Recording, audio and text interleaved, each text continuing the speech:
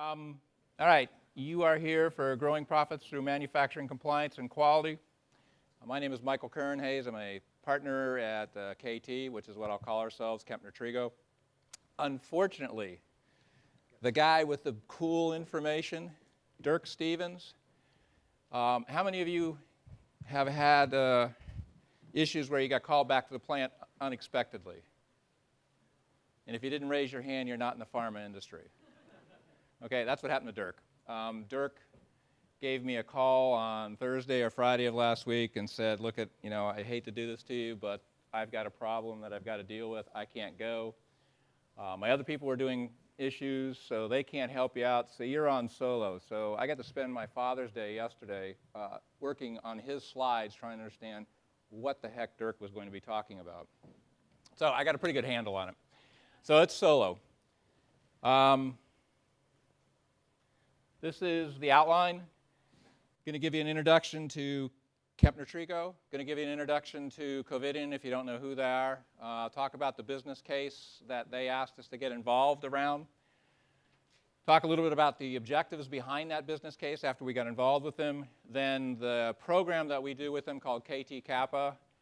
Then Covidien's journey at 4 different plants so far, and the results that have been achieved. And that was Dirk's spot from Covidien down, so I'll try to do the best job I can there. And then give you, with a quick bullet slide, the critical success factors around this kind of project that we do with a lot of clients on a global basis, and then open it up to Q&A. So we should be right in time for the 12:15 guy. KT, let's start off with this with a raise of hands, because it's supposed to be an interactive workshop. How many people have ever heard of or know of Kepner-Tregoe? Okay, my colleagues, don't raise your hand. You guys are distorting the audience. Raise those hands again. Okay, how many of you are, no, come on, this is interactive, keep it up. How many of you are over, now this is where one of my colleagues will drop her hand because she's going to lie. How many of you are over 50 years old? Okay, that's how, 3 people, 4 people, 5 people. Okay, that's how long we've been in business, 50 plus years. And we are a well-kept secret. I'm usually doing these kinds of events, and I ask the same question, that I don't get nearly as many hands, so that's pretty cool. We are dedicated to the belief that effective action follows clear thinking. Ben and Chuck, the founders of the company, were all about thinking processes. That's what started the company. We are really well known in the life science industry around root cause analysis, corrective action, preventive actions, the quality side of the business, and that's what this presentation is about. We do a lot of work in the operational excellence area. The KT Kappa program is what I'll be talking that we're doing with Covidien. We have 3 other types of programs we do out in the OE world. Step change, which is moving production from one level to another level. Shutdowns and turnarounds, which are helping you when you do your shuts over the holidays, typically Christmas, or you do changeovers. And then we do a large amount of work at the shop floor with the operators, the engineers, and the technicians. Little list of people that we're currently working with or have worked with last year. Like every other consulting company in this world, we have OE tool sets. We do Lean Sigma. We do that on a global basis, so if you work with us anywhere in the world, you'll get the top 3 rows, which is Six Sigma on the top left, Lean in the middle, and value stream mapping, VPI work. What's unique about us is we have some other tool sets that we bring to clients. One is the daily management program down on the bottom left. The other is what we call strategic project management in the middle.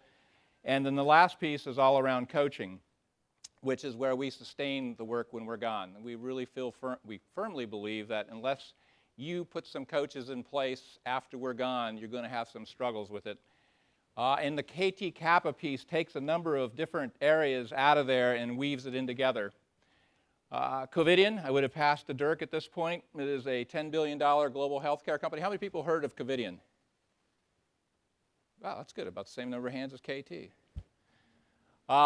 They were with Tyco. We were with Tyco when they were with Tyco. We actually left with them when they split into things. We were with TE Connectivity, the IT side, their safety place, and we went with them when they became Covidien. They have about 42,000 employees worldwide, 58 sites in 16 countries, and they leverage their global structure. Dirk is what's called a sector vice president. Dirk runs the pharmaceutical division, which is primarily narcotics. He also runs, on the quality side, he's Sector Vice President of Quality and Regulatory. He also runs the imaging side, the device side. So a large number of his plants in the US we're working with right now. They have sites in Canada. He has sites in Canada, and he also has some sites in Europe. In fact, that's where they are at the moment. Business case. We have worked over the last few years with Dirk and his sites at 4 different areas, 4 different sites. That started back in 2006 in Hobart, New York. And typically the way we get called in, which is kind of the sad way we look at it, is when you have an audit, we end up getting a call after the audit. They will call and say, you know, we've got a problem. We think you can give us a hand. We would love to be proactive with you and say, look, before you have that happen, we can do the exact same thing for you that I'm going to show you here, and be able to keep you from having problems with audits, because the value of this program is those sites that he's had that have had audits, they have had no significant findings since the time we've worked with them. Now, have they had some close calls? Absolutely. Everybody knows no matter what happens, you got some skeletons in the closet. But we, working with them and giving them the capabilities, allow them to continue to do the same good work when we're gone, so they're continuing to do very well.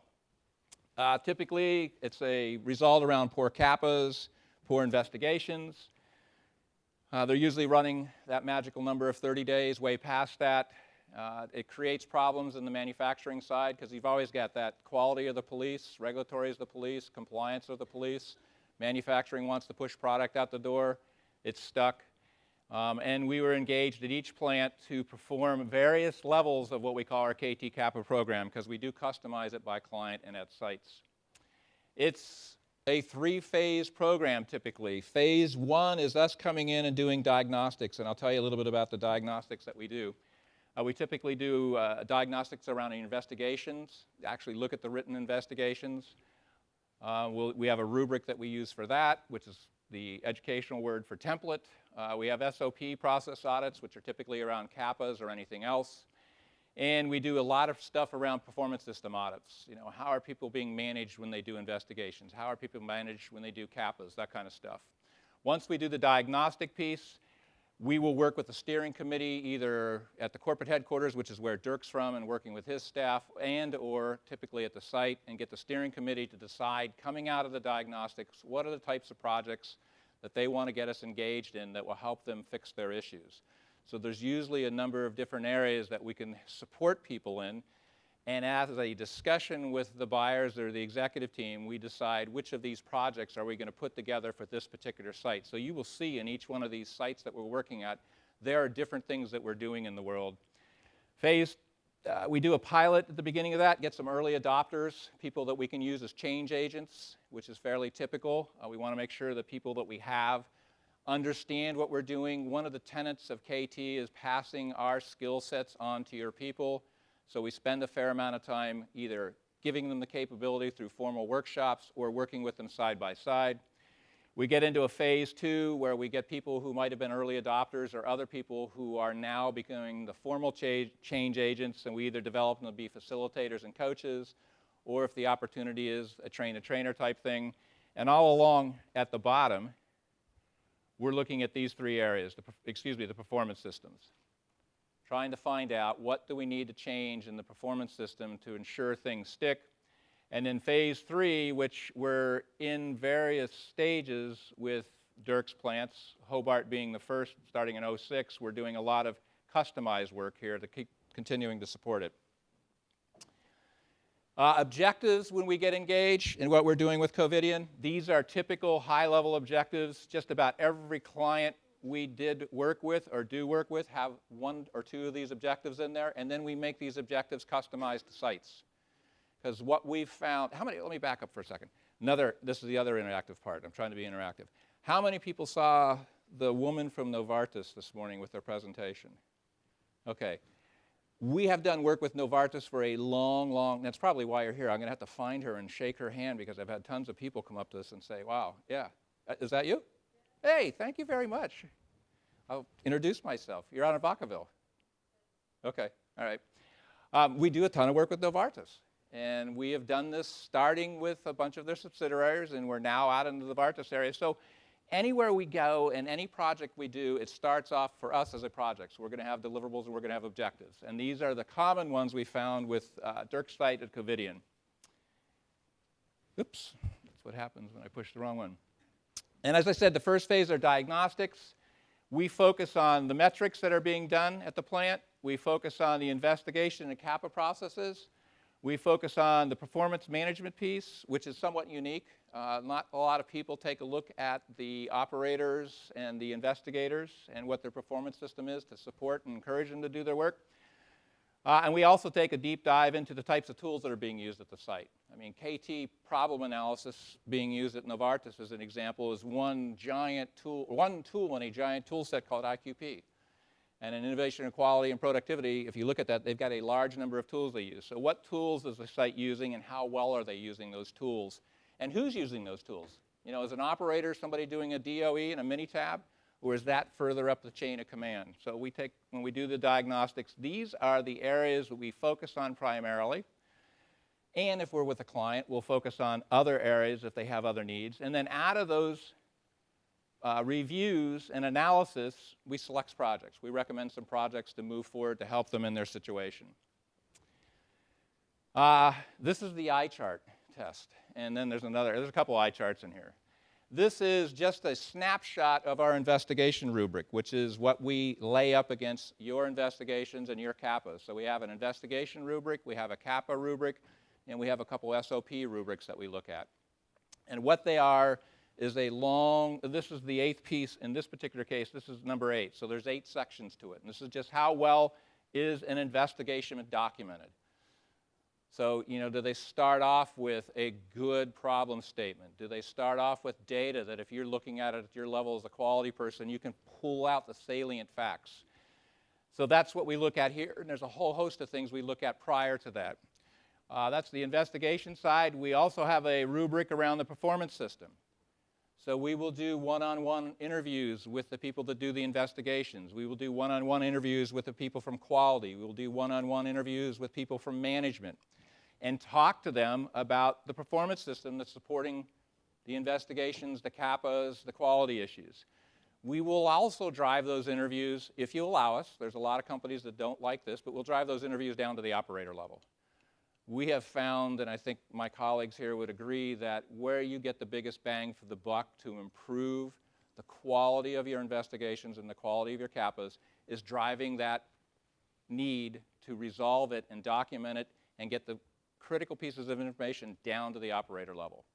So we will spend time in our diagnostics on this rubric talking to operators and finding out, do you get involved in investigations? If so, how does it go? What kind of feedback do you get? Are you encouraged to do that? Do you hear anything about the documentation you did unless it was done poorly? So it's that kind of information we're gathering during the diagnostics. We also take a look at the tools. This is KT's tool chest, problem-solving decision-making. The big element that is well known by everybody and is used a lot, or actually the FDA knows about it, is problem analysis, but there are tools for, okay, you've done the problem analysis. You now need to figure out what's the best corrective action to select, which is a gray area in our world. I mean, how many of you have gone back and looked at these investigations and asked them, why did you choose that corrective action? Why didn't you choose from these others? So how do they decide which corrective action to choose? And then the tool set around, okay, now that you've done that corrective action, what's the preventive action you're going to put in place? What's that? We call it the thinking beyond the fix. You've figured out what root cause is. You've selected a corrective action. Before you implement that corrective action, what could happen upstream? What could happen downstream? So how do you use those tool sets? Do you do that kind of thinking? And we always find the very basic tool set, 5 whys, a lot of fishboning Ishikawas. Then you get into the Lean Sigma environment and all the tools that are with that. All the tools that are out there are really, really, really awesome tools. How many people have ever heard of TRIZ as a problem-solving tool? Where are you from? Sandoz. And where did you hear that at Sandoz? Which is, yeah, let me guess, automotive? Pulp and paper. I didn't know pulp and paper was doing TRIZ. It's a pretty complex but highly effective new problem analysis tool that we're beginning to see bits and pieces in our world coming out. So it's actually originated out of the automotive industry as far as I know. But we look at all those tools and we do this analysis. So we're looking at what tools do you use at the site you brought us to, how well are those tools used, and who uses what parts of those tools as part of our analysis. Once we get done with the analysis, you know, we live what we eat. So as KT, we use decision analysis to figure out what are the projects that we can lay out for the client to try to improve the issue. So with Dirk, at every plant, Dirk, his 2IC named Melissa, and then whoever the QA quality compliance person is at each plant, we will sit down and talk to them about these are the various projects we can do at your site, given what we've seen before. And they will clarify what the objectives are around that site, and they will then choose 1 or 2 projects, or 3, or the entire scope of projects, depending on what they want to achieve. So we use KT's decision analysis process to figure that out. They select the projects. Then, inevitably, no matter what we put out there in front of people, we end up with projects typically around the areas we do our diagnostics around. We might end up with a project around metrics. We might come back to somebody like Dirk and say, hey, look, if you considered evaluating your production this way, because this is what we see as a standard in the industry for this particular product that you have at the plant, and this is how people outside of you are measuring it, and this is the baseline they have. So we will end up with a project there. We will end up almost always with a BPI project around their processes for problem analysis and kappas. Where do we see, given all the kinds of companies that we talk to around the world, gaps in your investigation process, gaps in your kappa process? Where are those things? Where can we help you improve those with not a lot of pain? So that's typically a project. The other project that we end up pushing a lot ourselves, or I actually push quite a bit, is around the performance management process. The fundamental belief that we have, and I was talking to somebody earlier in a meeting, and I can't remember, I apologize who it was, but we don't feel at all people walk into your plants or into your investigations or into your headquarters trying to do a bad job. People come into through that door into the plant trying to do the best job they possibly can. Sure, are they human beings? Occasionally they do something wrong because they had a problem with their wife the night before or their kids or something like that. That's inevitable. But most of the time, they walk through the door because they like the job you have them doing and they want to do a good job. But in many cases, they're not. I mean, if you do let me do the hand raise thing again. If you do a stack rank of your investigations out there, how many of you have operator error and the solution is retrain as the #1 investigation issue? If you had 1,000 investigations, is that always the top one or close to the top? Yeah, nobody wants to raise their hand because, yeah, it's true. And guess what the agencies are finding out is not true? It's not operator error. You know, they've caught on to that one. So they're coming in pretty hard to say, look, you're not really getting to what your issues are. So we spend a lot of time trying to convince our clients that that area is something you ought to take a look at as a project. That's an area where you need to focus on because it's not people trying to do a bad job. Something in their performance systems causing them to have that issue. We get work and projects around the tools, but I'll be honest, most of our clients have awesome tools. They do a really good job of having the best things out there. Where they don't do such a great job with those tools is identifying who in the organization needs to use what tool and how much of that tool do they need to actually use for the issue they're addressing. That's where they get the challenges. That's where we'll work with folks. And the other area that we push hard back on clients is how do you sustain these results? You're bringing a consulting company in. You're going to get a lot of work achieved while we're there. But how do you maintain that level when that consulting company or when KT is gone? So we spend a lot of time talking about what are the things we found in 50-plus years of doing this that will allow you to sustain the results. Business process improvement, it's pretty standard stuff. It's value stream mapping. It's BPI. We actually have a book that one of our consultants, senior partners, wrote on around managing the white spaces. It's out there. This is not rocket science. But what we get as pushback on this is, well, our processes are validated. We can't make changes. You know, sorry, but that's a weenie answer, okay? I mean, how many people think that's a weenie answer? Yeah, but we all say it all the time. The reality is you can do some BPI work on your processes, all right? You just need to find a way, and with Covidian, we're trying to help them around that. This is our performance model. It's a very basic model, but it's how we organize our diagnostics. There is your operator. Here's what you see him or her doing. This is what you're doing to them, encouraging them to do the right work or discouraging them. What kind of feedback are they getting? And what's the environment they're working in? Real basic model, but it's very powerful. That's where we try to get our people to start, your people, start thinking about. That simple model, but it adds such dimension to any kind of work that you get after we're gone. The other thing we look at around performance system and tie it into is that what I've been talking about is an escalation matrix. How much, when we do either 3-level, 2-level, or 4-level. Is that correct, Jamie? 4 levels, the top one? And actually, I think you were one of the founders of this rubric. We'll help you categorize your issues, your investigations, your SOPs to this level. Or if you've already got this, we'll take a look at it and try to give you some thoughts behind it. But if it's a level 1 criticality, which is the one I'll show you from Covidian in the Raleigh plant, the bottles are misaligned. It's not like a major stoppage. Oops, I got the 5-minute warning. We'll look at that stuff and try to give you an understanding of what that looks like. So I will speed up. Here's how we sustain 4 areas. Clearly, skill development's one of them. That's usually where people fall down to. Retrain the operators, where you commit to the FDA that we're going to do training around root cause analysis. Without these other areas, that's not too successful. And this is what we found in KT for 53 years in a million different industries. You need to have process integration. You need to have coaches on site to support people who had the training, and you need to change the performance management system. Here we go into Dirk's part. Dirk would have hated me because he got the 5-minute. Dirk, you're on for 5 minutes now. Hobart, New York. Really gorgeous plant. Okay, it's out in the middle of nowhere. Have no idea why it's there, but it's an awesome, pretty plant. Business need. We were called because of agency audit, poorly written investigations. A couple projects we ran there. We have actually a program called KT Investigate, which is helping people write good investigations and using the tools to write those investigations. That was where we first started because that's what they were audited for.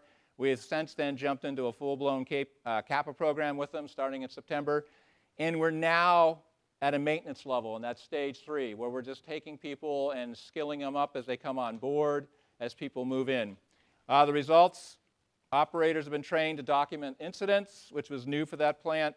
Templates were developed with the client on how to write investigations. Key management and all supervisors are trained in the process. Since that point in time, they've had no significant audit issues. That was our first site. Maryland Heights. An older plant, a very small plant, only about 200 people. The Hobart plant was probably 400 or 500 people. It's an older site. And they do radioactive instrumentation type stuff there, I believe. Same thing, agency, audit, agency issue. They needed, and this was a serious agency issue. Not any of them aren't serious, but this was a higher level, higher order seriousness. Same thing, full-blown kappa program. They decided to go the route of developing trainers on site. Out of those trainers, they developed a customized program with our help, which is a 1-day operator program. How do those operators identify issues? How much of the tool or our tool or other tools do they use? And they all go through that. They've trained their entire operator staff. They're in the process of working with us around developing a highly customized, better version of an issue escalation matrix, that green, brown, and black box I showed you there. The results are, we rarely get 100% of the plant trained in our programs because they're usually fairly big. Because this is small, everybody's been through this. Even admins go through some of this to some level. Operators are now involved in all the investigations. Every time there's an investigation, an operator's involved. So if you get into that criticality level 3 that I had in that matrix up there are operators in those meetings. That's how strongly they feel about using their operators. No issues since then. St. Louis. I now believe the St. Louis plant for Covidian is the oldest pharmaceutical plant in North America. Used to be Pfizer's Brooklyn plant, I believe. This plant is enormous. It's UAW. It's got a lot of other issues behind it, and it's also very old. Most of the plant's vertical, so they're making things on floor 5 and dropping it down to floor 4, as Jamie can remember the other project we were on that was like that.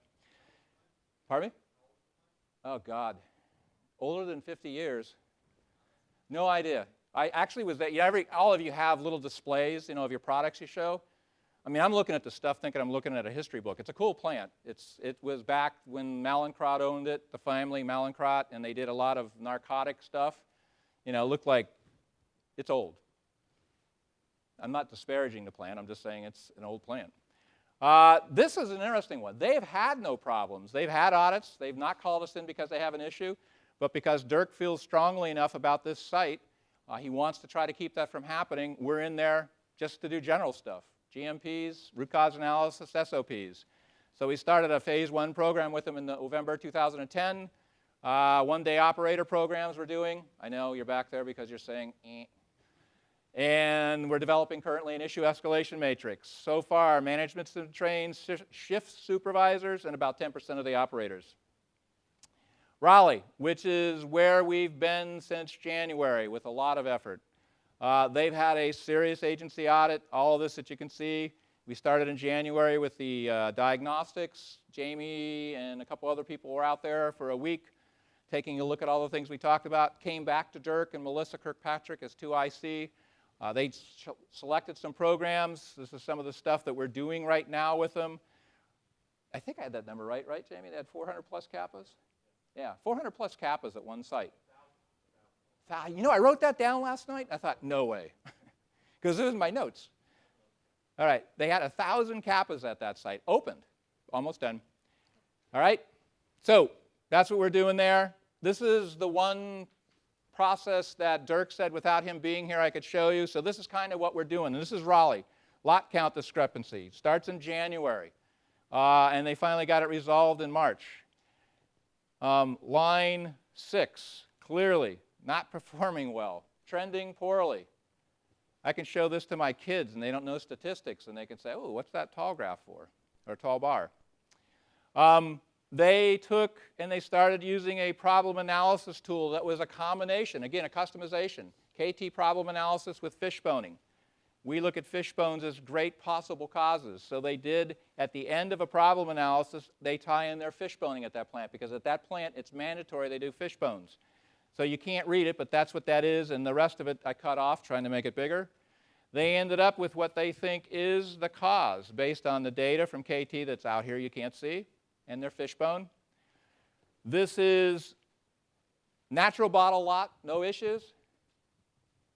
That's what's happening to them, has been happening. These containers would come down, and you can see one dancing across the top right there. All right, that has been at that line a major problem. The other lines, the other lines manufacture like this. So they had to compare to that line, those lines that were doing it like that, to this line, different product. In the end, they came up with a solution that looks like this. U-channels, so much nicer, so much nicer. Was like that, just a flat bottom pan where they rolled them on. So the vibration of the line moving along could cause bottles to get up and surf across things and turn sideways. So they cut U-channels into it and ended up with what you saw, successful problem solved using a couple of different tools. So that's the kind of problem analysis that they do at the site after we've been there. This is it, critical success factors. Couple points there. And they get a copy of this, right? Yes. Okay, then you can read that on your own. Any questions? Any discussion? Yes, sir. Up. I was going to ask about the kappas. It looked like you had 1,000 plus in January and manageable level in March. I was kind of curious if you could talk a little bit about that. Actually, I would love to, but I'll pass my ventriloquist over there to Jamie. He was actually on the Diagnostics. They're down below 400. That's where I got those numbers. I was like last night trying to figure out what to do because Dirk wasn't here. They're way down below 400. There you go, Jamie. They had they had two major issues with this. Sorry, they had two major issues with this. One was their SOPs drove them to collapsing a bunch of kappas together. They'd had Pseudomonas on line 1, they had some Staphylococcus on line 2, they had some other gram-negative bacteria on gram 3. They'd roll all together and say, we've got contamination problems. And it would open a kappa for some general contamination problem. Well, that's a kappa you'll never close in this lifetime, because it's not the same cause of all those 3 different discrepancies, obviously. You need to break it back down. Second issue I had, they were trying to combine KT process and Six Sigma kind of backwards. We recommended you do the is not first to gather the symptoms of the problem. And then when you ask what's different about these ones in terms of the timing and the location, that you use those Six Sigma categories to get those out. What's distinctive about manpower, about materials, about measurement, about methods, about machinery. They were, on the other hand, starting with the Six Sigma Ishikawa fishbone categories with those distinctions which are possible causal factors, picking 1 or 2 likely ones, and then doing the is not about the symptoms, a purely closed logical system as a result, right? Let's start with the cause, back into details, and guess what? Happens to line up out nicely. So once we undid that, a lot of those false kappas just began to just melt away, right? So once we disaggregated, we were able to knock off a whole bunch of them really quickly, and that got to the cause of a whole bunch right away, and the rest they've been driving down through very systematically. And as I understood it, they were combining them like that to keep moving product through as best they could. Right. Yeah. So, Does that give you? Other questions? Any other comments? Okay. You're on to your next presentation. Thank you for your time. My colleague, Dirk, will thank you for the time. I apologize again that he couldn't be here. Have a nice rest of the conference.